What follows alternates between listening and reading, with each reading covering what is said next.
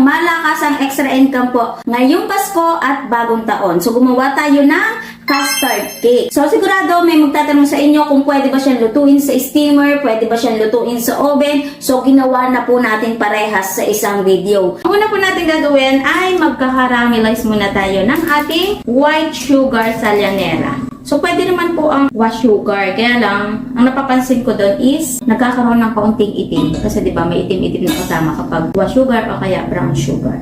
So, lulutuin lamang po natin ito sa lalim na apoy hanggang sa mag-melt. Ganto-ganto lang. Ikot-ikot lang natin. Tapos dito, gumagamit lang ako ng kutsara para ma-spread natin ng ayos yung sugar natin. Pagkatapos po nito, isa-set aside lamang po natin and then gagawa na tayo ng ating pinakang leche flan.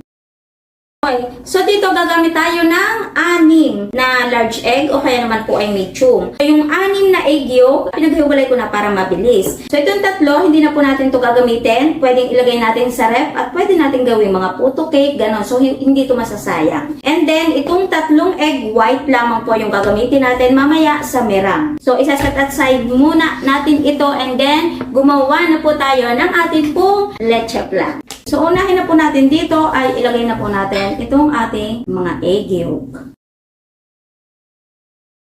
At isunod na po natin yung ating condensed milk. Yung ating evap. 1 teaspoon ng vanilla flavor. Gagamit tayo ng lemon flavor kasi naubusan po ako ng kalamansi. Pero pwede tayo maglagay ng kalamansi. At least 2 pieces. Ito, konting patak lang. Pagkatapos, hahaluin lamang po natin ito ng dahan-dahan. Ngayon, para hindi po ito ma-overmix, ito po ay sasalain po natin para yung atin din pong leche flan ay maging pino.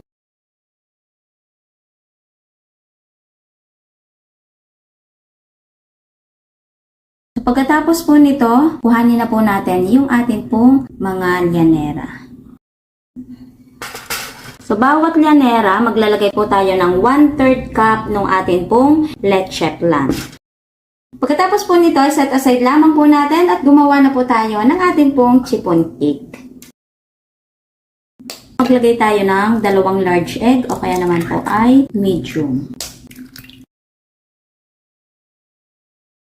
Isunod na din po natin yung ating oil. So, yung gagamitin po nating oil, pwedeng chiffon oil, tapos canola oil, sunflower oil. So, mas maganda pong gamitin yung mga oil na yon kasi kahit ilagay po natin sa ref, hindi po titigas yung pinakang cake po natin.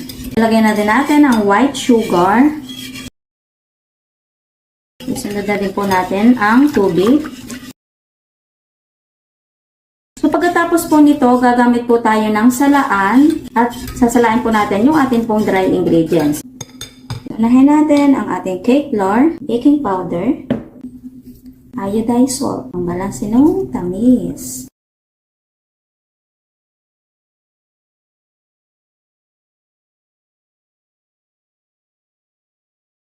Pagtingin natin, wala na po ang dry ingredients. So ngayon, iset aside lamang po natin at gumawa naman po tayo ng atin pong pinakang meringue. So ito yung ating 3 egg white na binukod. Ilagay na din po natin yung ating suka para mas tumatag yung ating pong meringue. Tapos ito pong ating white sugar. So gradually na po ang paglalagay po nito kapag nagpo-foam na po yung ating pong egg white. I-mix lamang po natin ito hanggang sa mag-stick peak. Estimate 10 minutes. Depende naman po yon sa mixer na gagamitin po natin. Depende sa lakas. So, ang pinakamahalagan doon, maging stick peak yung ating egg white. Ang isa nyo pong palatandaan, nagkakaroon na po siya ng points sa dulo. And then, hindi na po bumabagsak yung pinakang egg white po natin kahit itao po natin yung atin pong mixing bowl. Ngayon, pagsasamahin na po natin ito. Itong pinakang mixture cake po natin, lagyan po muna natin ng kaunting meringue kasi ito pong mixture natin ng cake, pagagaanin po natin.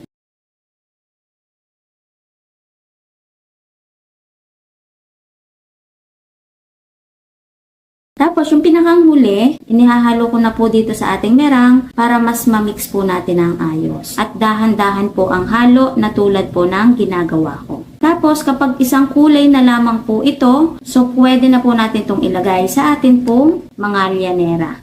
So, yung paglalagay po ng ating cake batter, 3/4 lamang po ng ating pong lianera. Pero halimbawa naman kung merong lalabes, so pwede po nating punuin yung pinakang lianera po natin para mas mataas po yung ating pong cake. So, kapag nailagay na po natin itong ating cake batter, gumamit lamang po tayo ng toothpick o kaya naman po ay stick. Tapos, isigsag-sigsag lamang po natin ng dahan-dahan para yung bubbles po sa loob ay mawala at maganda po ang kalabasan ng ating pong chiffon cake. So, sigurado may magtatanong sa inyong ate tipid tips, pwede po ba siyang lutuin sa steamer? So, lulutuin po natin yung tatlo. At sa magtatanong naman kung pwedeng lutuin sa oven, so yung tatlo, lulutuin din po natin sa oven para may idea tayo sa pagluluto sa steamer at sa oven po natin. So, after po nito, isasalang na po natin. So, unahin na natin itong sa steamer. Lulutuin lamang po natin sa mahinang apoy at kailangan may cover po ng tela yung pinakang takip. Tapos ito naman yung lulutuin po natin sa oven.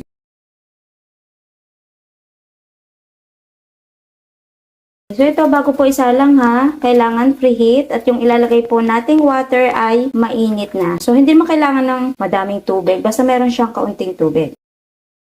So, yung pinakang temperature po natin, naglalaro po yan sa 200 to 250 Celsius. Okay? So, depende naman po ito sa oven. Kasi itong aking oven is, meron na siyang diferensya kasi pinagawa ko na siya, kaya gumagamit ako ng thermometer. So, kapag bumababa na yung init, so tinataasan ko ulit siya. So, timpla-timpla lang. Kuntingin natin 10 to 15 minutes, hindi pa umaalsa. So, dagdagan na po natin yung pinakang init ng ating pong oven. Yung function up and down at lulutuin po natin to estimate ng 50 to 60 minutes. Okay? So, babalikan po natin yan mamaya kapag luto na. Okay, so after 25 minutes, eto na po yung ating steamed custard cake. Ngayon, i-check po natin yan kung luto na. So kapag malinis na, ibig sabihin luto na po yung ating custard cake. Pwede na po nating patayin yung ating apoy at hanguin na din po natin. So iintayin po natin yung medyo lumamig at iintayin din po natin yung nasa oven po natin. So babalikan natin yan maya-maya. At sa labas na po natin, i-complete na malamig na talaga siya. Naku. Oh my God, nangangatal pa. So, unahin na natin itong luto sa oven. Kung napansin nyo, yung luto sa oven, ma-brown. At ito naman po yung luto po natin sa steam. Maputi po yung pinakang ibabaw. So, isalin na po natin. So, mainit-init pa po ito mga katipid tips. Talagang tiniis ko lang siya. So nice. Ganda ng pagkakaluto. Kung mapapansin nyo, yung luto natin sa oven, talagang makinis po yan. At talagang yung gilid ng ating pinakang leche flan is walang kabutas-butas. Sobrang kinis, makinis pa po sa mukha ko yun. Gumamit lang kayo ng matilus para ma-script natin ng ayos. Wow! So, ito yung luto natin sa steamer. So, napakaganda din ito mga katipid tips. At kung makikita din natin dito sa gilid is talagang makinis din po yan. Walang kabutas-butas. At ito yung sinasabi ko sa inyo, kapag mag-i-script tayo sa gilid, talagang gilid na gilid at dahan-dahan. Para hindi po magkaroon ng damage yung atin pong leche flan na tulad po nito. Medyo na dali natin yung gilid, pero overall, mga katipid tips, perfect yung pagkakaluto natin dito sa ating luto sa oven and then luto sa steamer. So, itong natitira, tatanggalin ko lang din po sa lagayan. So nice. So, yung pinakang packaging na gagamitin natin is nakadepende po sa atin. Kung merong nabibili na mas maganda na ngayon, di ba? Yung naka-oval din yung pinakang container natin. So, mas maganda din siya kasi transparent din yung pinakang labas niya. Pero kung wala naman is, pwede na po itong 500 ml tub or 750 ml. Kasi kapag 500 ml, sobrang lapat dun sa pinakang takip. So, ngayon, pakita ko sa inyo yung loob at tikman na din po natin. So, unahin na natin itong sa oven. So, yung pinakang layer ng ating leche flan at ng ating chiffon cake, kitang-kita. At talagang wala pong kabutas-butas, perfect yung pagkakaluto ng ating pong leche flan. At yung ating pong chiffon cake is malambot. Wow! Diba? So ngayon, tikman natin. Oh my God! Ang creamy na mga tips. Talagang masasabi natin na talagang leche plan yung pinakang ibabaw, napaka-creamy. At saka ang lambot, alam mo yung nagme-melt yung pinakang leche plan sa bibig po natin. Ang sarap. Okay, so ito naman yung steam natin. Talagang puting-puti. So, ang ganda din po ng pinakang chiffon cake po natin. Talagang makikita natin na talaga ang fluffy. Ang lambot. Diba? Tapos, ayan, kitang-kita din yung layer ng ating leche flan at ng ating pong chiffon cake. Wow, diba? Ang lambot. Sarap. Sa pinakang leche flan po natin, yung luto sa steam at saka luto sa oven, ang pinagkaiba lamang po nun, sa oven, madark po yung ibabaw. Sa steam, medyo may pagkaputla siya. Pero, makinis at talagang walang butas-butas at saka creamy. Yung pinakang chiffon cake naman po natin, steamer at saka sa oven, parehas pong malambot, parehas may pagka-fluffy. So, ngayon, kung itatanong yung Ate Tipid Tips, alin po yung mas masarap? Parehas siyang mas masarap, pero may mas lamang-lamang po na kaunting sarap kapag in-oven po natin. Pinakang tamis po nito, saktong-sakto po lamang at meron akong tips na idadagdag po sa inyo. Halimbawa, kung wala tayong kalamansi, pwede tayong gumamit ng lemon flavor. Mas masarap para sa akin, pero nakadepende naman po sa atin. Para sa akin, mas malinam na, mas mabango yung pinakang leche flan po natin. So, diba, pwede natin ito negosyohin ngayong Pasko at bagong taon. Sa ngayon, sa magtatanong Ate Tipid Tips, gagawin namin siyang extra income, magkano naman po yung pinakang puhunan po niyan. So, ngayon, mag-costing na po tayo. So, yung costing po natin, magkakosting pa rin po kayo lang sa inyo kasi iba't iba po tayo ng lugar, so magkakaiba po yung presyo na mabibili po natin. Unahin po natin ay yung pinakang costing sa ating pong cake butter. Sa cake flour, 19 pesos. Pagsamasamahin na po kasi tigkakaunti lang yung ating asin, baking powder, vanilla flavor. So, sabihin na po natin na 5 pesos. So pinakang asukal natin, kasama na dito yung isinama natin sa cake at dun sa ating merang. And then, isama na din po ang vinegar. 13 pesos. Oil at water, 11 pesos. So, yung total na ginamit nating itlog ay 8 pieces. So, dito sa pinakang cake, 5 yung isama po natin, 50 pesos. Total ingredients, 98 pesos. Pero magpa-plus pa po tayo doon ng other expenses po natin sa pagluluto, sa labor. So, sabihin na po natin na 60 pesos. Kaya ang total po ay 158 pesos. Ngayon, i-divide po natin sa 6 na nagawa po natin at ang kalalabasan po nun, 26.33 po yung pinakang puhunan po natin sa cake. Ngayon, ang tuusin naman po natin ay yung ating pong leche flan. So, dito, 3 itlog na lamang po yung idadagdag po natin, 30 pesos. Kalahati ng condensed, 38 pesos. Kalahati ng evap, 20 pesos. Kalamansi at vanilla flavor, 4 pesos. So, sa asukal, 6 pesos. Ang total ng ingredients, 98 pesos. Pero magpa-plus pa po tayo ulit doon ng other expenses. So, sa pinakang packaging po natin, sabihin na po natin na 24 pesos sa tab po natin. At yung matitira sa plastic or sticker